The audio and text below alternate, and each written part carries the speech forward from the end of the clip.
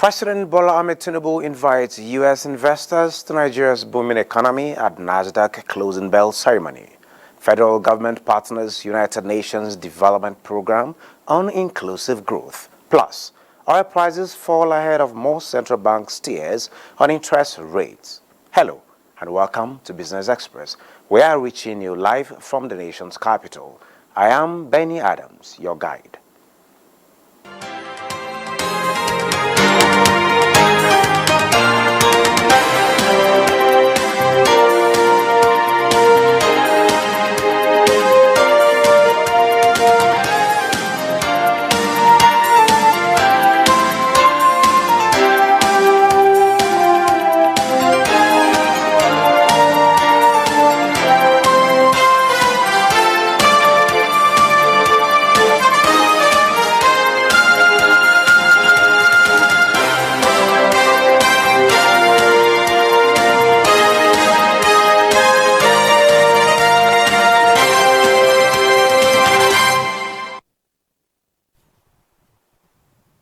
Good to have you join you at this time as President Bola Ahmed Tinubu was a resounding voice as he joined world leaders in search of common solutions to challenges confronting the world at the United Nations General Assembly high-level debate in New York. State House correspondent Musbau Ben Wahab reports that President Tinubu emphatically called for sincerity of purpose from member nations as he reaffirmed Nigeria's and Africa's readiness to contribute in healing the world.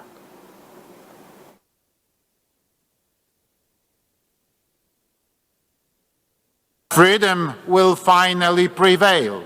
We need to bring the same commitment and urgency and ambition as we work together to meet the Sustainable Development Goals of 2030. Many proclamations have been made, yet our troubles remain close at hand. Failures in good governance have hindered Africa, but broken promises, unfair treatment, and outright exploitation from abroad have also exerted a heavy toll on our ability to progress. We are not asking for identical programs and actions. What we seek is an equal firm commitment to partnership. The people of our continent are once again bearing the cost of industrialization of the North and the development of the wealthy nations of the world. This is a price that the people of Africa are no longer prepared to pay.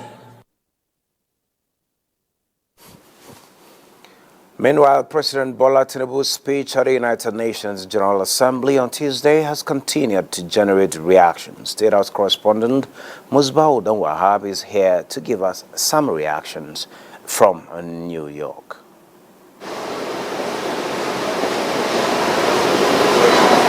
Yes, it was indeed the first time, the first appearance of President Bola Tinubu on this stage, but yet he has been able to take the world by the storm with his presentation on the floor of the United Nations General Assembly on Tuesday. And we've been speaking to some dignitaries on the delegation of Nigeria, and here are some of their reactions. Given his first showing, he demonstrated that Nigerians have actually chosen well to be our president at this point in time.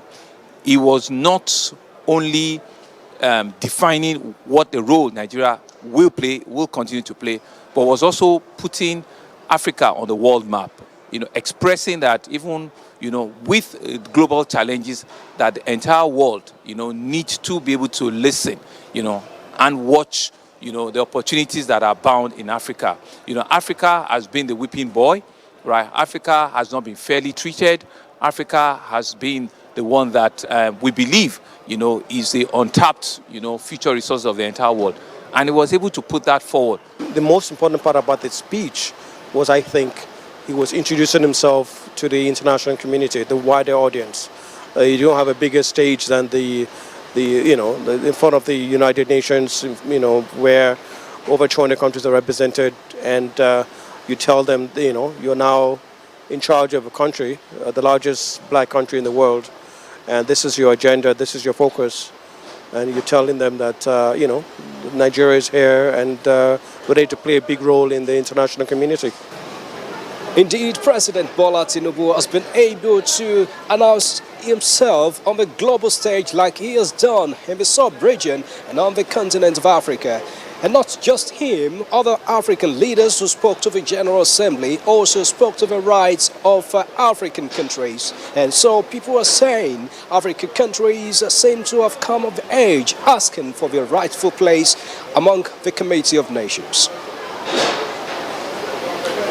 Thank you, Musbao there. And still on the U.S. engagements, the race to protect the planet has just been accelerated after world leaders, business giants, and experts gathered in New York for Climate Ambition Summit. Charles Alpha reports that for the president, it is about building a political consensus that highlights remedial action for the Great Green Wall project.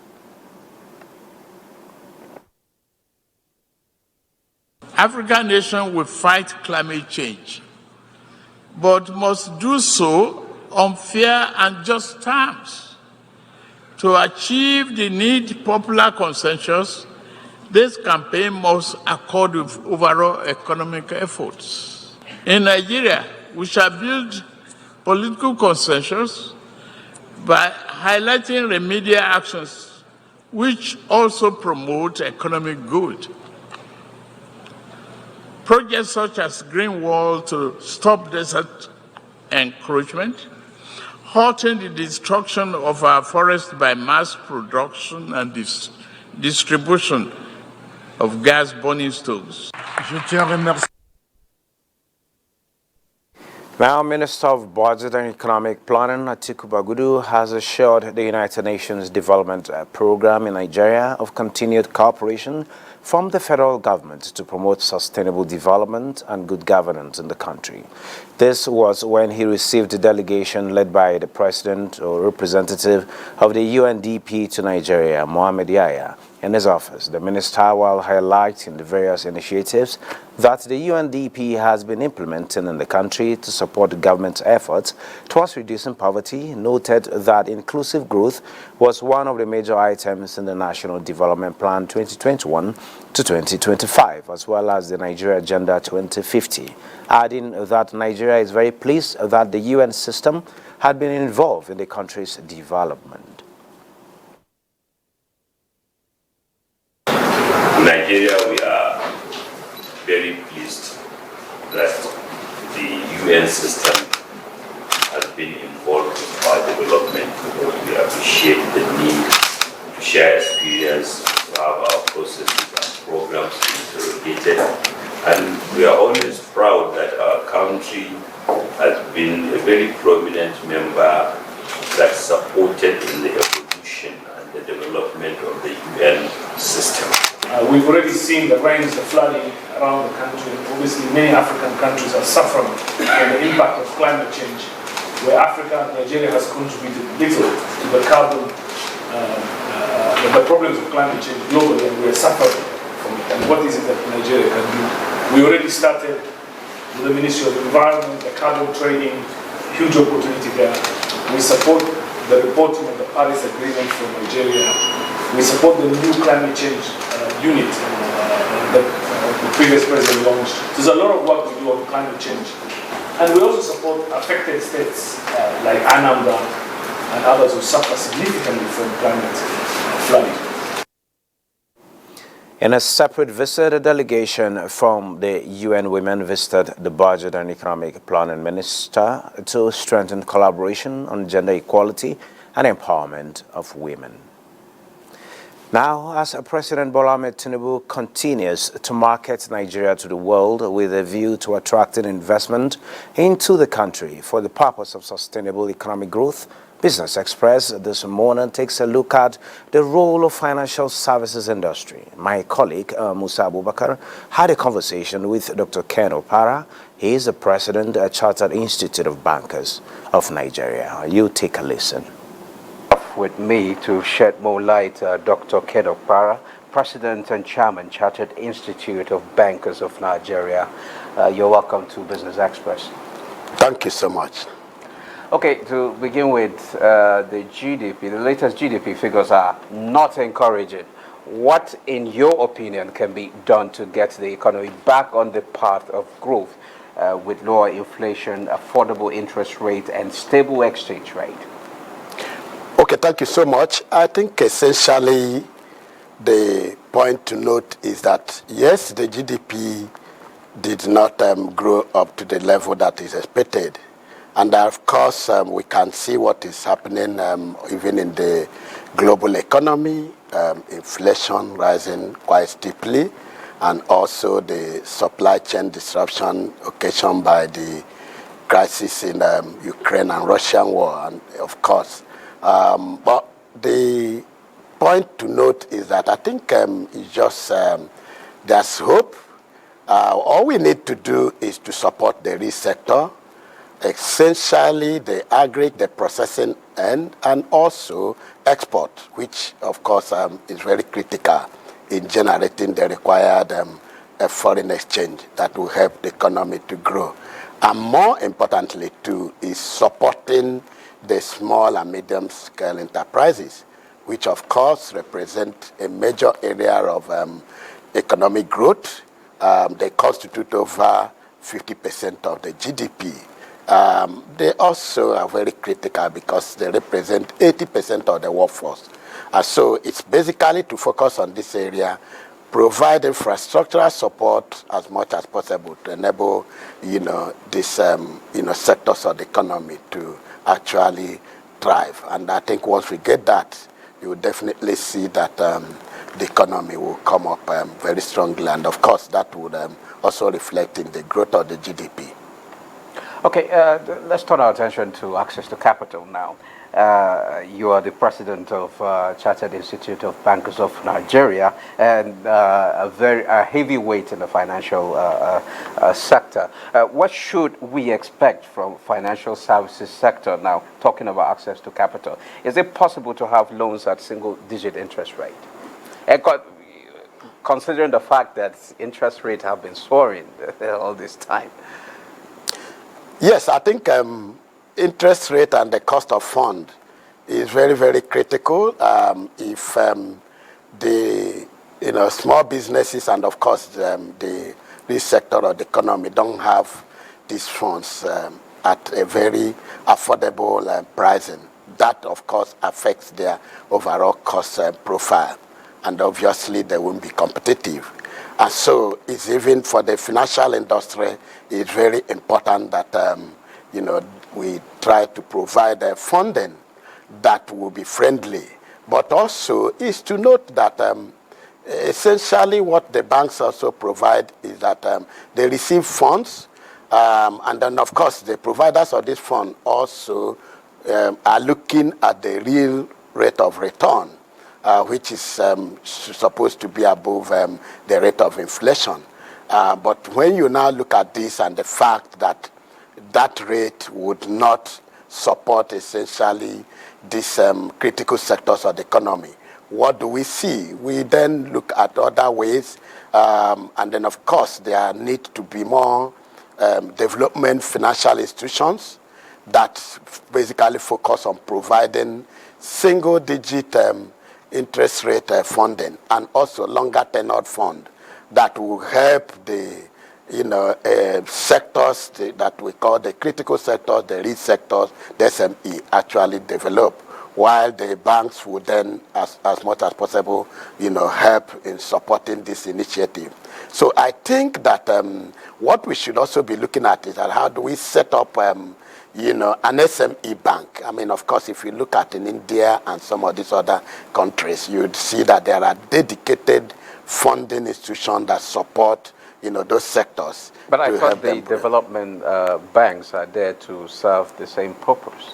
Yes, so we have the Development Bank of Nigeria, and then, of course, in the housing area, you have Federal Mortgage Bank, and then, of course, we think that that is not enough. We need to then have specialized focus, essentially by having institutions that will provide support to small and medium-scale enterprises. And also, as much as possible, what they are looking at is the fact that they will need to also help to build capacity.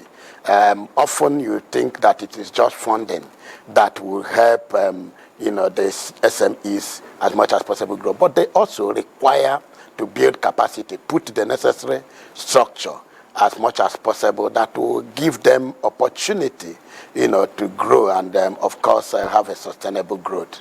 Okay, conversations on the role of financial services industry in Nigeria's economic growth. Basically, it's apt because it tends to provoke ideas on the current state of the economy, what are the catalysts to accelerate this growth, which are the sectors that obviously would help us to drive these, growth areas and help to build up the economy as much as possible and lift the, the country, from, the state where we are, and then of course above poverty as much as possible. And so you are going to also look at support to the real sector, agriculture, in the industrial sector, processing, which of course is very key. So these are areas that conversation would also focus on. And then of course, what are the enabling environment essentially as it relates to infrastructure. Now, before I let you go, government is looking to convince owners of huge bank deposits to invest in the economy, as well as foreign direct investments. Are you considering taking the conversation further? And any special sessions to look forward to? Oh, yes. I think that's very, very key. Like I said, one of the discussions there will be talking about infrastructural financing. Because that's very, very critical. If you need to, of course, advance, the growth of the economy, you need to ensure that infrastructure support is there, power, the roads, and of course the other related, areas in the power sector that would, help to accelerate that. And so for us, also, there will be discussion in that area. You are going to see how the private sector will collaborate with the public sector, to ensure that this is achieved. Of course, if you look at today, Lagos State kicked off the Blue Line project, of course, which has been in the news. The local bank funded that project, and then of course, even the second phase of it that is going to come up. Of course, with a very burgeoning rail system that will also help the transportation, including the people that will obviously move their goods from that location to obviously to the next area. So there will be conversation around that area, and then of course how to support major projects apart from the agric and the manufacturing and the export area. There's also discussion that would help those that are coming into the country to set up in terms of supporting industries, those bringing in equipment to set up, and then of course that will help to diversify the economy from being an import-oriented economy to an industrialized country as much as possible. Do you think that recently the central bank has decreased or slashed the cash reserve ratio from over 30% to 10% for merchant bank? Do you think that will help access to capital?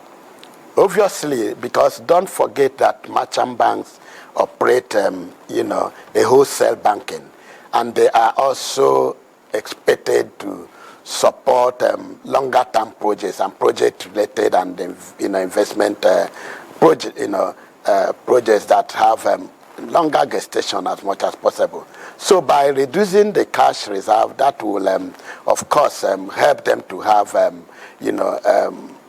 loanable funds that will now be deployed to this critical area. And then, of course, that will help to support these sectors and as much as possible provide, funding support and growth to that sector. So I totally agree that the decision to slash that cash reserve is a good one for the merchant banks, because what it will do is basically to now give them access to more loanable fund that would be now channeled to the critical sectors of the economy, and then of course, achieve and also accelerate economic growth.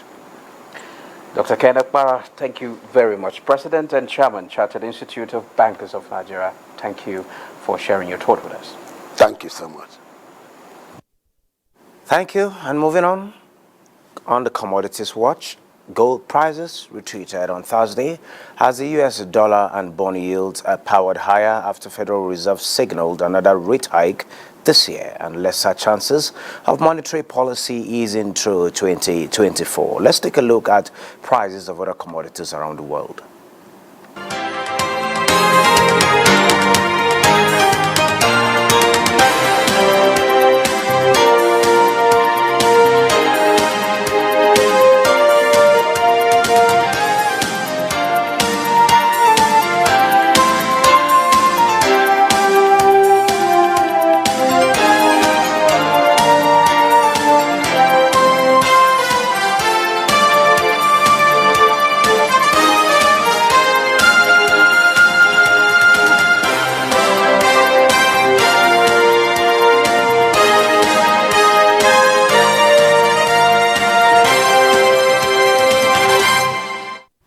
Oil prices fell in early Asian trade on Thursday after falling by the most in a month in the previous session on U.S. interest rate hike expectations and ahead of a stare from other central banks on their rate outlooks. Brent futures for November delivery fell 44 cents to $89.18 a barrel. West Texas Intermediate crude fell 49 cents to $89.17. Now, markets in Africa are mixed as President Tinubu invites U.S. investors to Nigeria's booming economy at NASDAQ closing bell ceremony. The greatest economy is Nigeria. There's an immense opportunity in Nigeria that you can invest your money without fear. We've removed a lot of bottlenecks.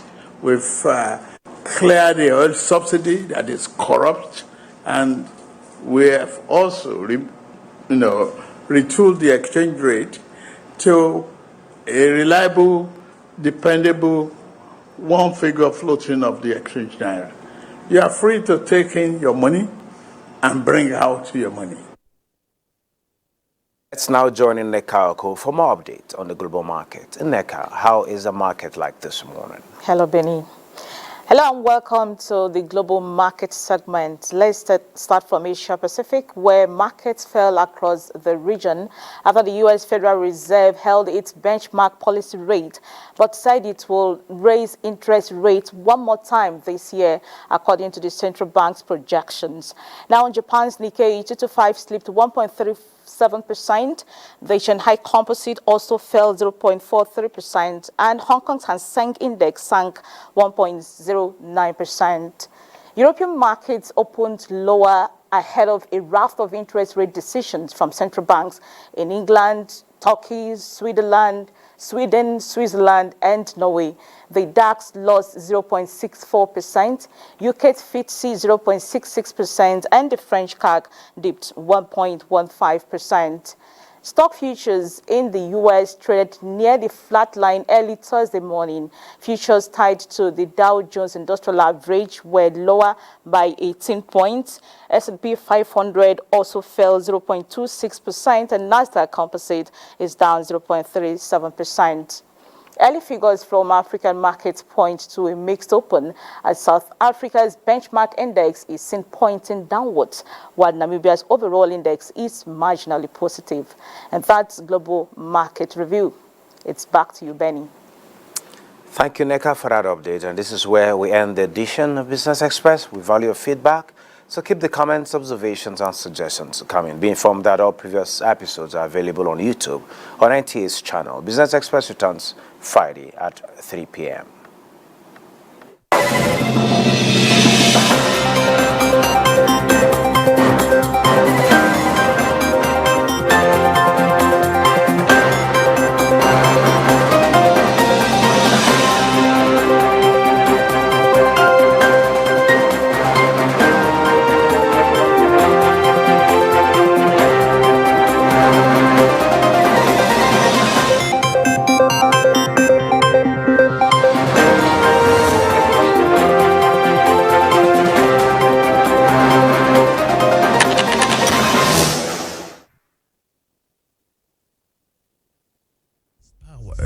feel powerful with the NTA News mobile app, the one-stop information center. Real news at your fingertips.